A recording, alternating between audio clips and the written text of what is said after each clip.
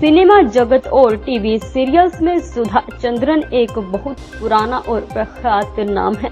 सास बहू वाले टीवी शोज में जब किसी विलेन का किरदार पर्दे पर दिखता है तो सबसे पहले नाम सुधा चंद्रन का ही आता है। सुधा चंद्रन हिंदी सिनेमा में एक जाना माना नाम है। वे अपने नेगेटिव किरदारों के लिए जानी जाती हैं। टीवी शोज के अलावा वे हिंदी फिल्मों में भी नजर आ चुकी हैं।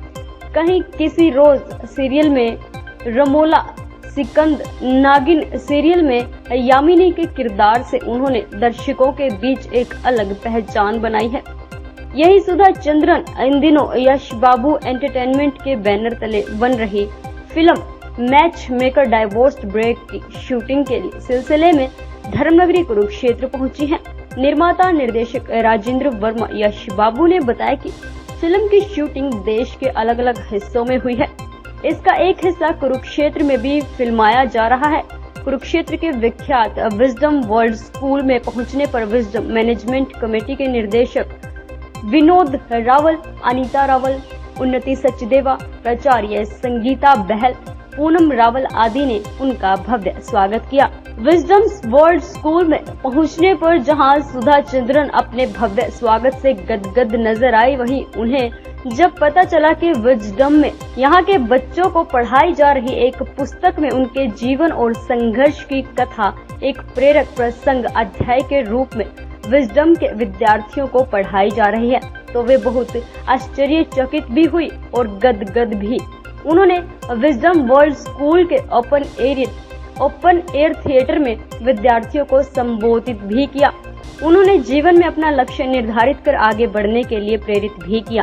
काबिले जिक्र है कि बहुत कम ही लोग ये जानते हैं कि सुधा ने अपने एक्टिंग कैरियर की शुरुआत तेलुगु फिल्म मयूरी से की थी, जो कि उन्हीं की जिंदगी पर आधारित थी। बाद में ये फिल्म तमिल, मलयालम में डब की गई। इसका हिंदी रीमेक नाचे मयूरी बना। इसमें भी सुधा चंद्रन ने ही काम किया। दरअसल 17 साल की उम्र में ही एक हादसे में सुधा का पैर काटना पड़ गया था, जिसके बाद उनका डांसिंग करियर खतरे में पड़ गया। लेकिन उन्होंने नकली पैर से तैयारी कर फिल्म और टीवी इंडस्ट्री में अपनी पहचान को कायम किया। सुधा महज 3.5 साल की उम्र से ही डांस सीखने लगी थी। एक इंटरव्यू के दौरान उन्होंने कहा कि डांस के बिना नहीं रह सकती। जब उनका एक्सीडेंट हुआ तब उन्हें लगा कि वे जीवन भर डांस नहीं कर पाएंगे, लेकिन फिर भी आर्टिफिशियल पैर मिला और फिजियोथेरेपी के माध्यम से करीब 3 साल में वो अपने नकली पैर पर चलना सीख पाई। इस नकली पैर की बदौलत सुधा ने सिनेमा और डांस की दुनिया में अपनी अलग पहचान बनाई। सुधा 90 के दशक में टीवी इंडस्ट्री में एक्टिव हैं। वे अब तक बहु रानियां, चंद्रकांता, कभी इधर कभी उधर, चश्मे बदूर, अंतराल, कैसे कहूँ, कहीं किसी रोज, क्योंकि सास भी कभी बहू थी, कस्तूरी, अदालत जैसे कई टीवी शोज में नजर आ चुकी हैं। इसके अलावा उन्होंने कई सुपरहिट फिल्में में भी काम किया है। अपने कुरुक्षेत्र प्रवास के दौरान उन्होंने खबरनामा हरियाणा से विशेष बातचीत भी की है। प्रस्तुत है उन बातचीत के मुख्य अंश। मैम, धर्मनगरी कुरुक्षेत्र में पहली बार पहुंची हैं, फिल्म की शूटिंग के लिए आई हैं, क्या कहना चाहेंगे? बहुत अच्छा लग रहा है। हमेशा से एक ख्वाहिश थी। कुरुक्षेत्र के बारे में हमने किताबों में पढ़ा था, जहाँ पर सबसे बड़ा जो युद्ध है महाभारत, वो यहीं पर हुआ था। तो बहुत ही मतलब मन कर रहा था कि मैं यहाँ आऊँ। यहाँ आई भी हूँ, तो मैं अपने आप को बहुत ही सौभाग्य महसूस करती हूँ कि इस बहुत ही पावन धरती पर मैंने अपना कदम रखा है। बट काफ़ी चीज़ें हैं जो मैं देखना चाहती हूँ, काफ़ी ऐसी जगह है जो मैं देखना चाहती हूँ, क्योंकि एटलीस्ट उस इरा में शायद हम नहीं थे, बट कम से कम वो सारी जगह तो हम घूम के देखे जहाँ पर जहाँ कृष्ण भगवान थे, जहाँ कर्ण थे, बिकॉज कर्ण मेरे लिए बहुत बड़े हीरो है। I always thought that he was the hero of Mahabharat. Ma'am, जैसे जिस फिल्म की शूटिंग के लिए आए हैं, उस फिल्म के बारे में क्या बताना चाहेंगे, कैरेक्टर को लेकर या फिल्म की कहानी को लेकर? First and foremost big thanks Yash बाबू जी को, जो हमारे प्रोड्यूसर और डायरेक्टर हैं। काफ़ी टाइम से ये बातचीत चल रही थी। 2 बार मैंने डेट्स भी देखे, मैं नहीं आ पाई, और मैंने इनसे कहा कि आप प्लीज़ आगे बढ़िए, मैं नहीं चाहती कि आपका ये प्रोजेक्ट रुक जाए। पर पता नहीं वो वेट करते रहे, इंतज़ार करते रहे, और आज थैंक्स टू यू सर कि मैं यहाँ आई। तो शायद यही एक रिश्ता है। कई बार ऐसा होता है कि प्रोड्यूसर्स भी बोलते हैं कि ठीक है एक्टर नहीं है तो हम किसी और के साथ करवा लेते हैं, बट वो रुके मेरे लिए। एंड इट्स अ ब्यूटिफुल मतलब कहानी जो हम कर रहे हैं। It's called match maker divorce breakup.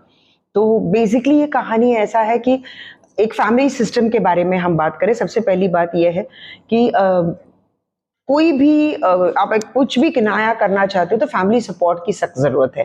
तो अगर फैमिली सपोर्ट हो, अगर फैमिली साथ में काम करे तो आप बहुत कुछ हासिल कर सकते हो। तो ये एक इम्पॉर्टेंट वैलिड पॉइंट है। Secondly I think Yash Babu ji marriage broker और मैरिज काउंसलर भी रहे हैं और कर रहे हैं आज भी सेवा भाव से। तो उस चीज़ को हमने इनकॉर्पोरेट किया है इसमें कि जब सारे एवेन्यूज़ बंद हो जाते हैं, बोलते कि बिजनेस के लिए इतने पैसे चाहिए, बैंक लोन नहीं मिलता, तो एक सिंपल सा एक आइडिया आता है कि क्यों ना हम लोगों की शादी करवाएं। तो ये एक ऐसा स्प्रिंग अप आइडिया है जो शायद इनकी ज़िंदगी से इंस्पायर एक कहानी है ये। एंड ये एक मैरिज ब्यूरो हम शुरू करते हैं सेवा भाव से। लड़कों से हम पैसे लेते हैं लेकिन लड़कियों से हम पैसे नहीं लेते, क्योंकि हम चाहते हैं कि लड़कियों से कोई पैसा ना ले। एंड इसमें लोग जुड़ते जाते हैं, शादियां हम करवाते हैं। तो एक बहुत ही इंटरेस्टिंग ट्विस्ट एंड टर्न्स है, कॉमेडी है, एट द सेम टाइम एक सोशल मैसेज भी है। मैम, किसी पर्सनैलिटी का जो व्यक्तित्व होता है उसका जीवन संघर्ष होता है, किसी पाठ्य पुस्तक में आना बहुत बड़ी बात होती है जी। अब विजडम स्कूल में शूटिंग के दौरान आपको देखने को मिला कि पुस्तक में जो बच्चों को पढ़ाई जा रही है उस पुस्तक में आपका पूरी डिटेल, आपका जीवन संघर्ष है, उसे देखकर कैसा महसूस हुआ आपको? खैर मुझे पता तो था कि स्कूल्स के किताबों में है बुक, बिकॉज मेरा एक लेसन है, बट ये मेरे लिए बहुत ही शॉकिंग था। मतलब मैं एंटर करती हूँ and what a beautiful welcome. मतलब स्कूल में जो वेलकम मेरा हुआ है मुझे बहुत अच्छा लगा। मतलब उनकी पूरी टीम खड़ी थी। इनफैक्ट रावल साहब भी, जिनका मतलब पैर में फ्रैक्चर हुआ है, वो भी खड़े थे। एंड जिस हिसाब से उन्होंने मेरा वेलकम किया और आने के बाद उन्होंने एक किताब मुझे दिया, तो मैंने कहा ये किताब क्या है? तो सर कि मैम एक बार खोल के देखिए। एंड आई वाज शॉक, क्योंकि उसमें मेरा एक लेसन है और जो बच्चे पढ़ रहे हैं।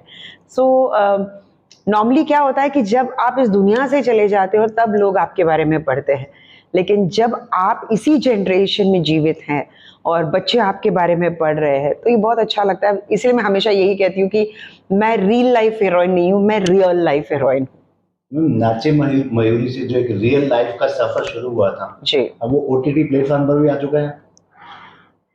जी, अब धीरे धीरे करके मैंने कदम रखा है, बट ज़्यादातर अभी भी मैं टेलीविज़न से ही जुड़ी हुई हूँ, क्योंकि मुझे ऐसा कई बार लगता है कि ओटीटी का जो कंटेंट है वो थोड़ा सा मुझे बोल्ड लगता है, और मैं उसका हिस्सा नहीं बनना चाहती। मैं बोल्ड कंटेंट का ज़िंदगी में मैं कभी हिस्सा नहीं बनना चाहूँगी, बिकॉज मेरा ये मानना है कि एंटरटेनमेंट जो है वो एक फैमिली व्यूइंग है। क्योंकि टेलीविज़न जो है वो हम जब हमारी शुरुआत हुई थी, we took the entertainment to the bedrooms.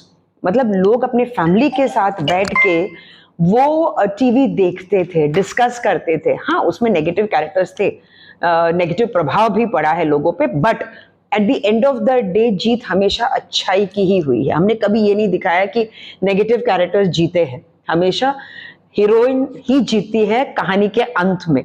तो वी हैव ऑलवेज सेड कि good prevails over evil, but this is एक माय पर्सनल व्यू है कि मैं ओटीटी के उन कहानियों से मैं नहीं जुड़ना चाहती हूँ जहाँ पर जो चीज़ें मुझे सही नहीं लगता वो मैं कभी नहीं बनना चाहती हूँ। बट यस, आजकल ओटीटी में डिसेंट कंटेंट भी आ रहा है और मेरी शुरुआत हुई है। हाल फिलहाल मैंने एक बहुत खूबसूरत एक ओटीटी प्लेटफॉर्म पे एक सीरीज़ मैंने किया है, बट हालांकि जस्ट एक ही दिन, directed by Rohan Sippy, son of Ramesh Sippy ji, जिन्होंने शोले डायरेक्ट की थी। तो धीरे धीरे करके मैं आ रही हूँ ओटीटी की तरफ, बट डर डर के आ रही हूँ।